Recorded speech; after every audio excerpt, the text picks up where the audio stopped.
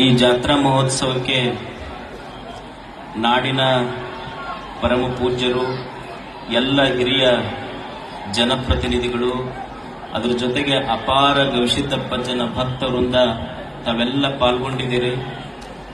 ನಾನು ಮ್ಯಾಲ್ ಮಾತಾಡ್ತೇನೆ, ಎರಡ ಮಾತು ಹೇಳ್ಬಿಡ್ತೇನೆ. ಒಂದು ಬದುಕು ಸಾರ್ಥಕ ಆಗಬೇಕಾದ್ರೆ ಮನುಷ್ಯ ಏನು ಮಾಡಬೇಕು? ಒಂದು ಸಾರ್ಥಕತೆಯ ಜೀವನದ ಲಕ್ಷಣ ಅಂದ್ರೆ ಇಷ್ಟೇ, ಕೈಯಲ್ಲಿ ಸತ್ಕಾರ್ಯಗಳಿರಬೇಕು, ತಲೆಯಲ್ಲಿ ಸದ್ವಿಚಾರಗಳಿರಬೇಕು, ಬಾಯಲ್ಲಿ ಸವಿ ಮಾತುಗಳಿರಬೇಕು, ಹೃದಯದಲ್ಲಿ ಪ್ರೇಮ ಇರಬೇಕು. ಇಷ್ಟಿದ್ರೆ ಸಾಕು, ಅದು ಬದುಕಿನ ಸಾರ್ಥಕತೆಯ ಲಕ್ಷಣ.